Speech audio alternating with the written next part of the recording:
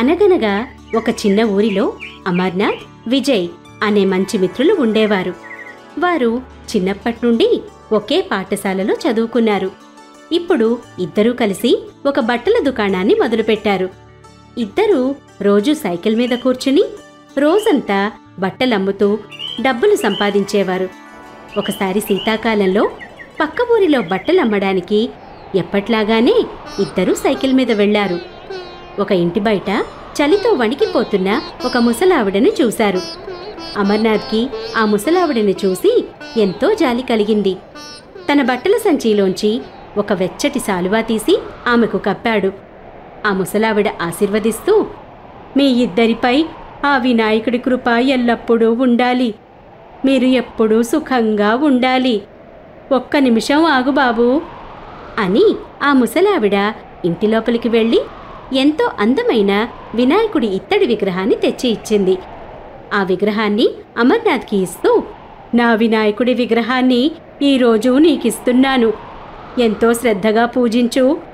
ప్రతి గురువారం వినాయకుడికి ఒక లడ్డూ ప్రసాదంగా పెట్టు. ఒక్క సంవత్సరంలోనే నీ వ్యాపారం ఎంతో పెద్దదవుతుంది. అప్పుడింక మీరు సైకిల్ మీద కాకుండా కార్లలో తిరుగుతారు అంటుంది. అమర్నాథ్ ఆమెతో, అమ్మా, మాది చాలా చిన్న వ్యాపారం. ఊరూరా తిరిగి బట్టలు అమ్ముకుంటాము. మా దగ్గర ఒక షాపు కొనడానికే డబ్బుల్లేవు. ఇంకా కార్లెలా కొనగలము అన్నాడు. నమ్మకం ఉంచు చాలు. నా వినాయకుడు అన్నీ చూస్తున్నాడు. ఇల్లు, షాపు, కారు, వ్యాపారం అన్నీ దొరుకుతాయి. కానీ అవేవి చూసే వరకు నేనుండనేమో. అమర్నాథ్, విజయ్ ఆ ముసలావిడ మాటలు విని ఆ రోజు నుండి ఎంతో శ్రద్ధగా పనిచేయడం ప్రారంభించారు. వారి వ్యాపారం బాగా నడవసాగింది. వారి సైకిల్ ముందు వినాయకుడి విగ్రహాన్ని పెట్టుకుని వెళ్లేవారు. దానివల్ల అందరూ వారిని ఎంతో నమ్మి బట్టలు కొనేవారు. మెల్లమెల్లగా వారి వద్ద ఒక కొట్టుని తెరిచేంత డబ్బులు జమయ్యాయి. వారు కొట్టులోనే ఆ వినాయకుడి విగ్రహాన్ని పెట్టేవారు. ఆ విగ్రహం మాయనేమో. ఎంతోమంది వచ్చి వారి దుకాణం నుండి చీరలు, ఇంకా రకరకాల బట్టలు కొనుక్కునేవారు. సమయం గడిచే కొద్దీ వారు మరిన్ని దుకాణాలు తెరిచారు. ఆ ముసలావిడ మాటలు నిజమయ్యాయి. ఒక్క సంవత్సరంలోనే వాళ్ళిద్దరూ ఉండడానికి పెద్ద పెద్ద ఇళ్ళు, కార్లు కొనుక్కున్నారు. ఒకసారి ఆ ముసలావిడని కలిసి వస్తే బావుంటుందని అనుకున్నారు. ఆ ఊరికి వెళ్తే పొరిగింటి వాళ్ళు చెప్తే ఆ ముసలావిడ సంవత్సరం క్రితమే మరణించిందని తెలిసింది. ఆ ముసలావిడ మరణించే ముందు నాకు ఒక విషయం చెప్పింది. సంవత్సరం తరువాత నన్ను కలవడానికి ఇద్దరు మిత్రులు వస్తారు. వారికి నేను మరణించానని చెప్పు. నా వినాయకుడికి ఎంతో శ్రద్ధగా సేవ చేయమని, వారి స్నేహాన్ని ఎప్పుడూ ఇలానే నిలబెట్టుకోమని చెప్పు. ఆ మాటలు విన్న మిత్రులిద్దరికీ కళ్లల్లో నీళ్లు తిరుగుతాయి. ఆ రోజు నుండి వారు వినాయకునికి పరమభక్తులయ్యారు. సమయం గడిచింది. మిత్రులిద్దరూ కూడా ముసలివారైపోయారు. వారి స్నేహం గురించి ఊరంతా ఎంతో గొప్పగా మాట్లాడుకునేవారు. అమర్నాథ్ ఆరోగ్యం క్షీణించింది. కొట్టుకి కూడా ఎప్పుడో ఒకసారి వెళ్లేవాడు. మిగతా సమయంలో ఇంట్లోనే ఉండేవాడు. ఆ సంవత్సరం వినాయక చవితి నాడు అమర్నాథ్ ఆరోగ్యం ఎంతగానో క్షీణించింది. కాని అతడికి కొట్టుకు వెళ్లి వినాయకుణ్ణి దర్శించుకోవాలని, మిత్రుడు విజయ్ని కలవాలని అనిపించింది. అమర్నాథ్, నువ్వు కొట్టుకు రాకపోయేసరికి నా మనసేమీ బాగోలేదు. జీవితమంతా మనం కలిసి గడిపాము. నువ్వు లేకుంటే నేను లేను. నువ్వు రోజూ కొట్టుకు వస్తే బావుంటుంది. విజయ్, నేను వచ్చినా రాకున్నా నా వినాయకుడు తప్పక వస్తాడని నాకు నమ్మకం ఉంది. అమర్నాథ్ వినాయకుడికి దండం పెట్టుకొని మనసులోనే ఏదో అనుకొని ఇంటికి తిరిగి వెళ్ళిపోయాడు. ఆ రోజు నుంచి అమర్నాథ్ కొట్టుకు రోజూ వెళ్లేవాడు. సమయం గడిచింది. ఒకనాడు విజయ్ అమర్నాథ్ ఇంటికి వెళ్లాడు. గోడపై అమర్నాథ్ ఫోటో, ఆ ఫోటోకి పూలమాల చూసి ఆశ్చర్యపోతాడు. అమర్నాథ్ భార్య అమర్నాథ్ మరణించి 6 నెలలైపోయిందని విజయ్కి చెప్పింది. వదినా, ఇదెలా సాధ్యం? అమర్నాథ్ రోజూ కొట్టుకి 12 గంటలకు వస్తాడు. సాయంత్రం 5 గంటలకు తిరిగి వెళతాడు. అదేంటన్నయ్యా, 6 నెలల ముందే ఆయన మరణించినప్పుడు మీరే కదా అంతిమ సంస్కారాలు జరిపించారు. నెల నెలా ఖర్చులకి డబ్బులివ్వడానికి మీరు ఇంటికి వస్తారు కదా. ఇది విన్న విజయ్కి ఎంతో ఆశ్చర్యం వేసింది. ఎంతగానో ఏడ్చాడు. అప్పుడు అమర్నాథ్ ఆ రోజు చెప్పిన మాటలు విజయ్కి గుర్తుకొచ్చాయి. విజయ్, నేను రోజూ కొట్టుకు వచ్చినా రాకున్నా నా బదులు నా వినాయకుడు రోజూ కొట్టుకు వస్తాడు. విజయ్కి అప్పుడర్థమైంది రోజూ అమర్నాథ్ రూపంలో కొట్టుకు వచ్చేది వినాయకుడేనని. అంతేకాకుండా అమర్నాథ్ అంతిమ సంస్కారాలు జరిపించడానికి, నెల ఖర్చులకి డబ్బులివ్వడానికి తన రూపంలో వినాయకుడు వెళ్లేవాడని. ఈ మాటని తలుచుకుంటే విజయ్కి ఎంతో దుఃఖం వచ్చేది. తన దగ్గర ఉన్న విగ్రహం ఎంతో చమత్కారమైనదని అతనికి అర్థమైంది. అంత చమత్కారమైన విగ్రహాన్ని తన కొట్టులో పెట్టుకోవడం సరికాదని ఆ వినాయకుడికి ఒక గుడిని కట్టిస్తాడు. ఆ విగ్రహాన్ని ఆ గుడిలో స్థాపిస్తాడు. రాజు అనే వ్యక్తి తన భార్య పూజ మరియు తన కుమార్తె శిల్పితో కలిసి రామ్గర్ టౌన్లో నివసించేవాడు.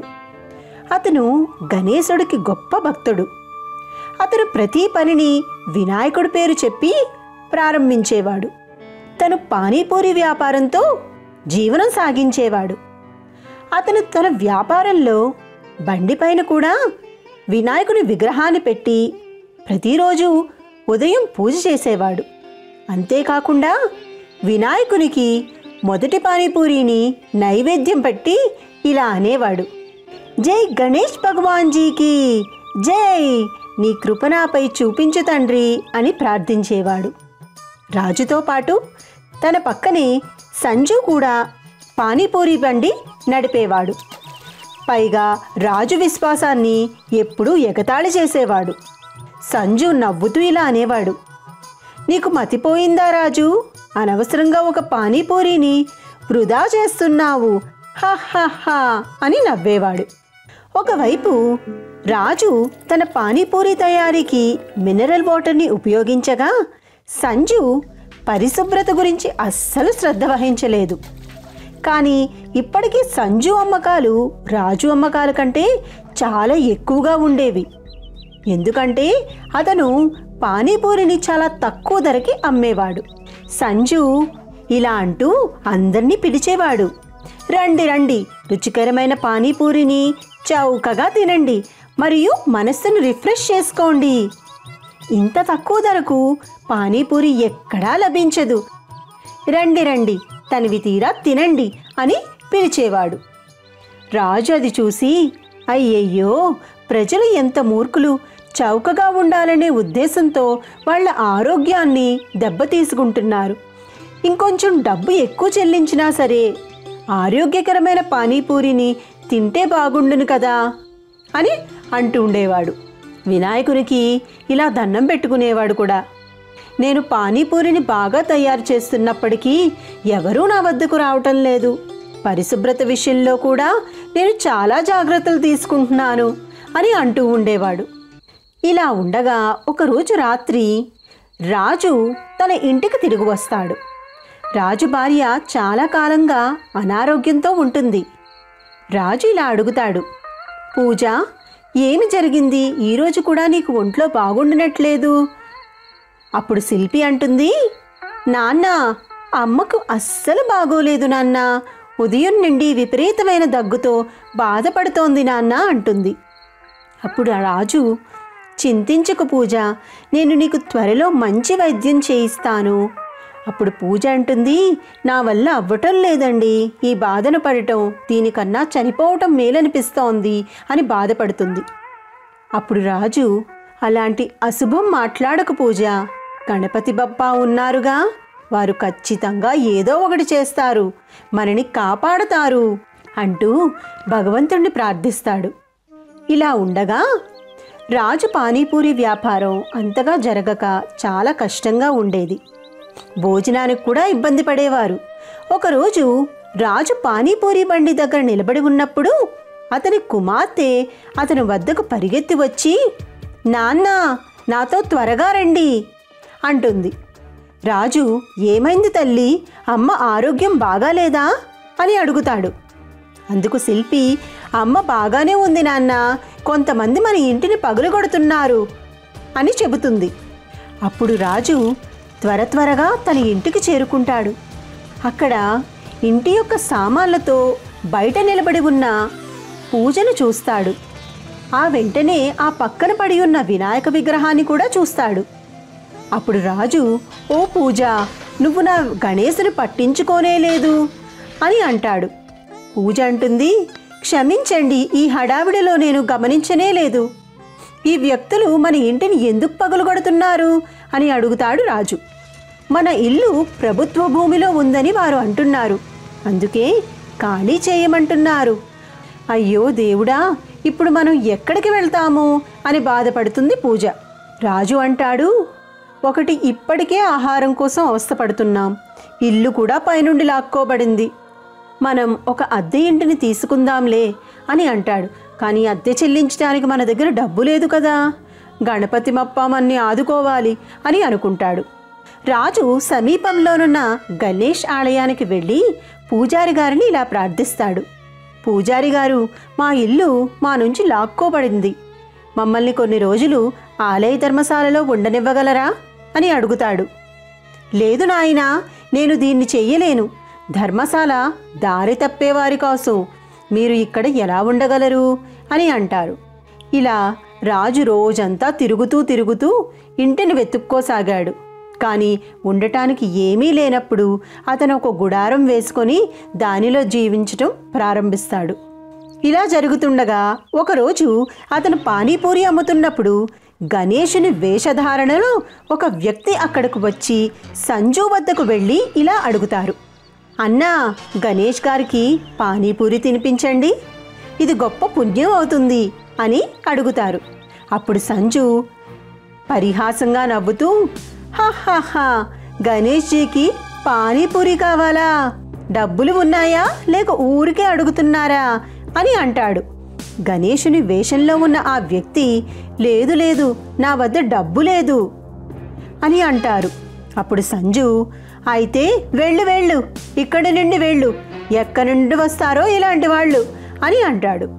అప్పుడు ఆ గణేశుని వేషధారణలో ఉన్న ఆ వ్యక్తి రాజు దగ్గరికి వెళ్ళి, ఓ సోదరా, మీరు గణేష్ గారికి పానీపూరి తినిపిస్తారా, ఇది మీకు మంచిది అని అంటారు. అప్పుడు రాజు, నేను ప్రతిరోజు వినాయకుడికి పానీపూరి నైవేద్యం సమర్పిస్తాను, ఈరోజు మీరు కూడా తినండి అని తన కడుపు నిండా పానీపూరిని తినిపిస్తాడు. గణేశుని వేషధారణలో ఉన్న వ్యక్తి, మీ పానీపూరి చాలా రుచికరమైనది అని రాజుని మెచ్చుకుంటారు. రాజు అందుకు, ఏం లాభం, తినటానికి ఎవ్వరూ రారు, ప్రపంచమంతా మురికి నీటి పూరీని తక్కువ ధరలకు అమ్మేవారి వద్దకు వెళతారు అని బాధపడతాడు. గణేశుని వేషధారణలో ఉన్న వ్యక్తి, చింతించకండి, తప్పు ఎక్కువ కాలం ఉండదు, గణపతి మప్ప ఖచ్చితంగా మీకు మేలు చేస్తారు అని దీవించి వెళ్ళిపోతారు. ఇలా కొన్నాళ్ళు గడుస్తుంది. సంజు మురికినీటిని ఉపయోగిస్తున్నాడని ప్రజలు గ్రహిస్తారు. సంజు మురికినీటి వాడకం ఆ నోట ఈ నోట పాకి చాలామందికి తెలుస్తుంది. అక్కడున్న ప్రజలు ఒక వ్యక్తితో మరొకరు ఇలా మాట్లాడుకుంటుంటారు, వినండి, మీరు ఎప్పటికీ ఇక్కడ పానీపూరి తినకండి, ఇక్కడ తిన్నాక నాకు ఆరోగ్యం పాడైంది. అది విని రెండో వ్యక్తి అంటాడు, మీరు ఖచ్చితంగా నిజం చెప్తున్నారు, నిన్నటి రోజు ఇక్కడ పానీపూరి తినడం వల్ల నా కడుపులో నొప్పి కూడా వచ్చింది అని ఒకరి తర్వాత ఒకరు సంజుపై అరవటం ప్రారంభిస్తారు. క్రమంగా ప్రజలు సంజు యొక్క పానీపూరిని మానివేసి రాజు యొక్క పానీపూరిని తినటం ప్రారంభించారు. రాజు యొక్క పానీపూరి తిన్న ప్రజలు చాలా ఇష్టంగా ఇలా అనేవారు, చూడండి, అతను పరిశుభ్రత పట్ల ఎంత శ్రద్ధ తీసుకుంటాడో, దీనికి కొంచెం డబ్బు ఎక్కువైనా పర్వాలేదు, శుభ్రమైన రుచికరమైన పానీపూరి దొరుకుతుంది కదా అని మాట్లాడుకుంటారు. ఇలా కాలం గడుస్తుంది. వ్యాపారం బాగుండడంతో రాజుకి డబ్బులు చేకూరుతాయి. ఒక పెద్ద ఇంటిని తీసుకుంటాడు. సంజు తన మనసులో రగిలిపోవడం ప్రారంభించాడు. సంజు మనసులో రగిలిపోతూ రాజునిక్కడి నుండి ఎలా అయినా తప్పించాలని ఆలోచించసాగాడు. రాజును కొట్టడానికి ఇద్దరు మనుష్యులకు షేర్ సింగ్ అనే గూండాలకు డబ్బు ఇస్తాడు సంజు. వారు రాజు వద్దకు వచ్చి, చాలా పానీపూరి అమ్మావు, చాలు చాలు, ఇక మాతో దెబ్బలు కూడా తిను అంటూ ఆ గూండాలిద్దరూ రాజుని చాలా గట్టిగా కొడతారు.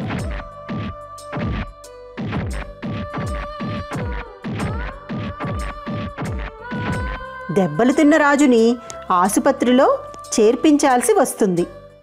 ఆసుపత్రిలో రాజు పూజతో ఇలా అంటాడు, నాకు చాలా సమయం పడుతుంది కోలుకోవటానికి, అప్పటి వరకు మన పానీపూరి బండిని ఎవరు నడుపుతారు అని ఆలోచించసాగాడు. అప్పుడు పూజ అంటుంది, నా సోదరుడు రాకేష్ వ్యాపారం చూసుకుంటాడు, మీరు ఆందోళన పడవద్దు అని అంటుంది. రాకేష్కు కాల్ చేసి పూజ పిలిచినప్పుడు అతడు రావటానికి నిరాకరిస్తాడు. అలాంటి పరిస్థితుల్లో గణేశుడు రాకేష్ వేషంలో రాజు వద్దకు వస్తాడు. రాజు అడుగుతాడు, హే రాకేష్, మీరు రావటానికి నిరాకరించారు కదా? అప్పుడు రాకేష్ అంటాడు, అవును, కానీ ఆ రాత్రి గణేశుడు నా కలలో కనిపించి నాకు నచ్చ చెప్పాడు, అందుకే వచ్చాను అని అంటాడు. రాజుకి తన బావ మాట వింతగా అనిపిస్తుంది, కానీ అతను ఏమీ మాట్లాడక ఊరుకుంటాడు. రాకేష్ రూపంలో గణేశుడు పానీపూరి బండి వద్దకు చేరుకుంటాడు మరియు పానీపూరి చేసి జనాలకు తినిపించడం ప్రారంభిస్తాడు. ఇలా కాలం గడుస్తుంది. అప్పుడు సంజు అనుకుంటాడు, ఒకరిని తప్పిస్తే ఇంకొకరు వచ్చారు, ఇప్పుడు వీరిని కూడా తప్పించాల్సిందే అనుకుని మళ్ళీ ఆ షేర్ సింగ్ గూండాలను పిలిపించి వారికి డబ్బిచ్చి ఈ రాకేష్ను కూడా కొట్టమంటాడు. షేర్ సింగ్ గూండాలు రాకేష్ వద్దకు వస్తారు. రాకేష్ను తాకడానికి ఇద్దరూ ముందుకు కదులుతున్నప్పుడు రాకేష్ వాళ్ళను గట్టిగా కొట్టడం ప్రారంభించాడు. ఒకరి తర్వాత ఒకరిని కొడుతూ ఒకరిని పైకి ఎత్తి తిప్పి తిప్పి కింద పడేశాడు. రాకేష్కు భయపడి వాళ్ళు పారిపోయారు. అక్కడ అదంతా చూస్తున్న సంజు మెదలక అక్కడే వ్యాపారంలో నెమ్మదిగా కూర్చునున్నాడు. ఇలా కొన్నాళ్ళు గడిచింది. రాకేష్ ఒకరోజు పెద్ద పోట్లీలో డబ్బులు నింపి హాస్పిటల్లో ఉన్న రాజు దగ్గరకు వెళ్తాడు. రాకేష్ అంటాడు, మీ సంపాదన మీరు తీసుకోండి రాజుకి ఇస్తాడు. అప్పుడు రాజు, ఇంత డబ్బా, ప్రజలు నా పానీపూరిని ఇంత తింటున్నారా అని ఆశ్చర్యపోతాడు. అప్పుడు రాకేష్, ఇప్పుడు మీరు ఈ డబ్బుతో మంచి ఇల్లు కొనుక్కోవచ్చు, మీ కష్టాలన్నీ తీరిపోయాయి అని అంటాడు. రాజు అలా రాకేష్తో మాట్లాడుతున్నప్పుడు వెనక కిటికీలో నుంచి రాకేష్ రావటాన్ని రాజు చూశాడు. ఒక్కసారిగా ఆశ్చర్యపోయి నా ఎదుట ఉన్న రాకేష్ ఎవరంటూ భయపడ్డాడు. గట్టిగా గదమాయించి మీరు ఎవరు అని నిజం చెప్పండని అడిగాడు. రాజు పదే పదే అడిగినప్పుడు గణేశుడు తన నిజమైన రూపంలోకి వస్తారు. అప్పుడు ఆనందంతో రాజు చేతులు రెండు జోడించి, దేవుడా, గణేష్ భగవాన్, మీరు నా కోసం ఇంత చేశారా? నా మనస్సు అప్పటికే చెబుతోంది, కానీ నేను మిమ్మల్ని గుర్తించలేకపోయాను. నేనెంత మూర్ఖుణ్ణి దేవుడా, నన్ను క్షమించు అని ప్రార్థించాడు. అప్పుడు గణేశుడు అంటాడు, నువ్వు నా నిజమైన భక్తుడివి. నేను నా నిజమైన భక్తులు బాధపడటం ఎప్పుడూ చూడలేను. నా ఆశీస్సులతో ఇప్పుడు మీకు ఎలాంటి ఇబ్బంది ఉండదు. ఇలా చెప్పి గణేశుడు అదృశ్యం అవుతాడు. రాజు తన భార్య మరియు కుమార్తెకు గణేశుడు అద్భుతం గురించి చెప్పినప్పుడు ఇద్దరూ ఆనందంతో కన్నీళ్లు పెట్టుకొని గణపతి మప్ప మోరియా అని పరవశంతో చేతులు జోడించి కన్నీళ్లు పెట్టుకుంటారు. అలా కొంతకాలం సాగి రాజు పానీపూరి వ్యాపారంతో డబ్బులు సంపాదించి కుటుంబంతో సంతోషంగా ఉండసాగాడు.